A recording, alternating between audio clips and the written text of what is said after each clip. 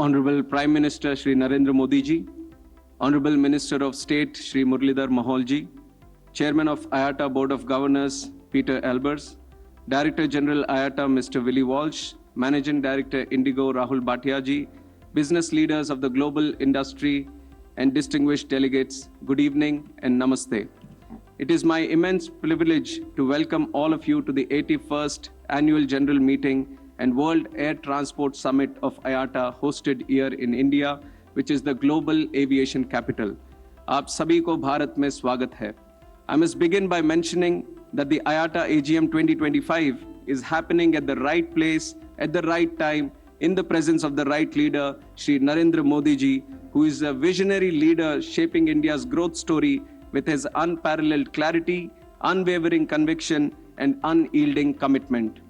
Today, India stands tall as a leader of the global economy with its worth exceeding $4 trillion by becoming the world's fourth largest economy, and I'm confident that India will ascend to the third largest global economy in the next 3 years. The incredible momentum that we gain is powered by India's robust financial and political stability.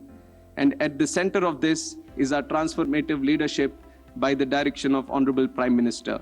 And we are fast emerging as a strategic connector country, a bridge between regions, between economies, and between supply chains.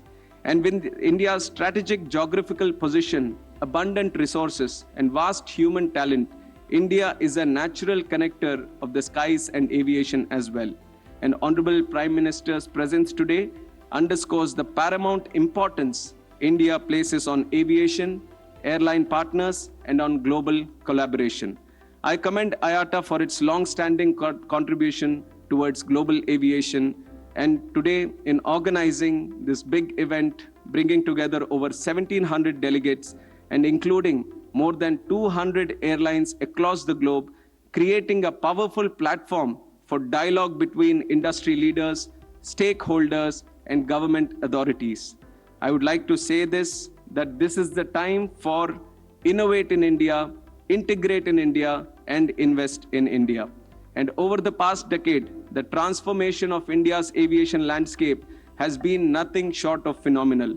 In 2014, we started with 74 airports, and today we are operating a staggering number of 162 airports, including 33 international airports, a doubling of its infrastructure at an exponential pace of about 8 airports annually.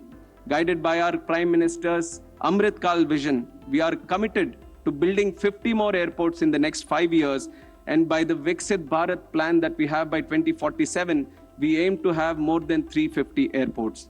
Our domestic traffic has surged 130%. Our international traffic has grown from 55 million to 72 million. And in April 2025, India's domestic air traffic grew by 10%, outpacing global rate of 8%. At the heart of this growth has been the revolutionary scheme UDAN, Ude Desh Ka Aam Nagrik, connecting India one flight at a time. Envisioned by our Honorable Prime Minister Narendra Modi ji in 2016, UDAN has democratized air travel, making it accessible, affordable, and available for each and every Indian in this great country. Through viability gap funding, we have operationalized 619 new routes and enabled 1 crore 50 lakh people to fly to the unserved and underserved destinations in this country. And with the demand continuously growing, we have announced the next UDAN 2.0, which is going to connect 120 new destinations and serving 4 crore passengers annually in the next coming years.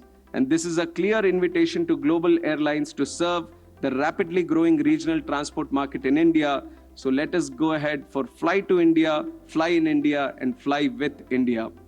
And along with the passenger moment, our cargo sector is also thriving, presenting immense opportunities across various industries.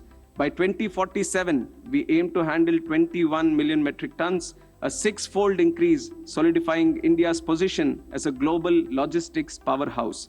India is becoming a key export hub for electronics, especially in high-valued products like Apple devices and other electronics. And now, today, we are having a $100 billion semiconductor market and 500 billion electronics manufacturing industry projected in the next 5 years. This highlights our growing role in global supply chains, opening huge opportunities for air cargo sector. And India's diaspora of 35 million people worldwide is driving a strong demand for Indian products. It is heartening to see how spices from India are loved not only by our diaspora, but by people elsewhere. And Indian mangoes are gaining international fame, and highly quality perishables like seafood, dairy, and flowers are also growing in demand across the Middle East, Europe, and North America. With the best skilled manpower, a strategic location bridging the West and the East, and the rapid growth in air traffic, India is perfectly positioned to become global MRO hub. And by January 2018, and India, by expanding at 3 times the global rate with a projected annual rate of 8.9%, we are reaching the global MRO market of $4 billion by 2031. And to support this MRO network, we have permitted 100% FDI via the automatic route, offered transparent royalty-free land allotments for MRO facilities within our airport spaces. And in the next 10 to 15 years, our aviation industry has the potential to evolve into $10 billion market by domestically manufacturing structural components, electronic systems, and avionics. Honorable Prime Minister Shri Narendra Modi ji's vision of Make in India is bringing this transformation to life.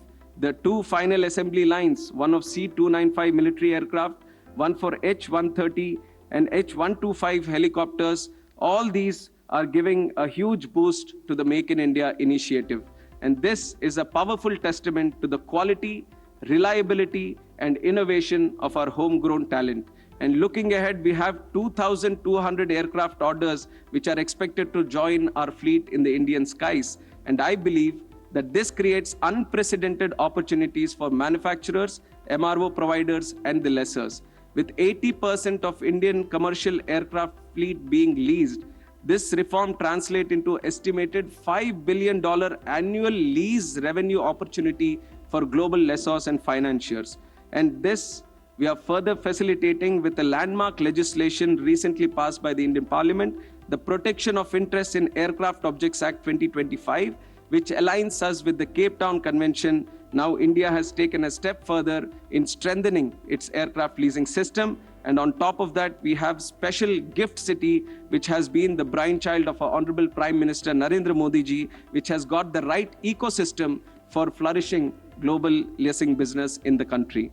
And by providing legal certainty and enforceability of rights, this law significantly reduces the risk premium for lessors and financiers, potentially lowering leasing costs by an estimated 8 to 10%. The enactment had a great impact. India's Aviation Working Group AWG score jumped by 10 points, reflecting enhanced confidence among global stakeholders. And I must also reaffirm that sustainability is a value which is deeply embedded in Indian ethos, resonating through our ancient scriptures and traditions. The 3,500 years old Atharva Vedas Prithvi Sukta has a hymn dedicated to the earth, Mata Bhumi Putroham Pritivyaha, which means earth is our mother and we are her children. Resonating this sentiment, today more than 80 of our airports operate on 100% green energy, and by the end of the year we are going to touch 100.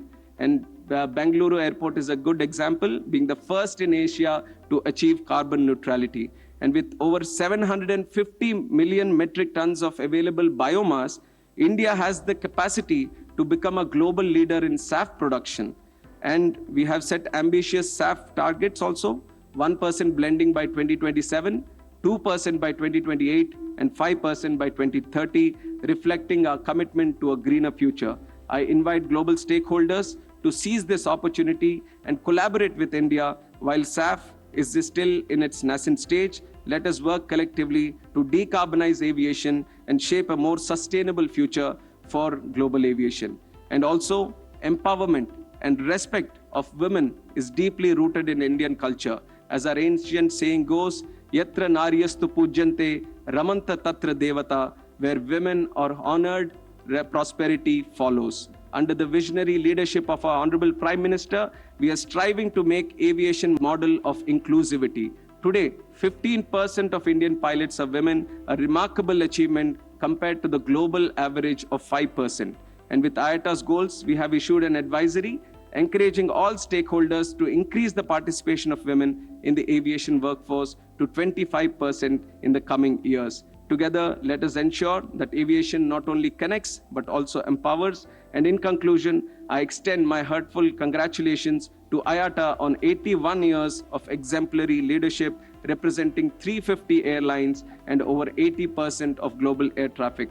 Also, my sincere gratitude to Indigo, which has the world's youngest fleet, for organizing this IATA AGM in India after a hiatus of 4 decades. And let me conclude by inviting all of you to Wings India 2026, Asia's largest and most prestigious civil aviation event, to be held at Begumpet Airport in Hyderabad from January 28 to 31st, 2026.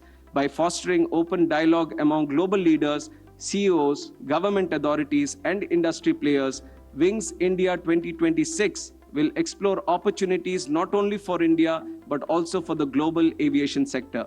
With the clarion call, Indian aviation paving the way for future, from design to deployment, manufacturing to maintenance, inclusivity to innovation, and safety to sustainability. And most importantly, I would like to express my heartfelt gratitude to the Honorable Prime Minister of India, Shri Narendra Modi ji, for graciously taking time to join us on this esteemed platform. Sir, we are eagerly awaiting your guidance and inspirational words, which will undoubtedly serve as a guiding light, providing us with a clear roadmap to propel the growth of aviation sector to new heights. Thank you. Jai Hind, Jai Bharat.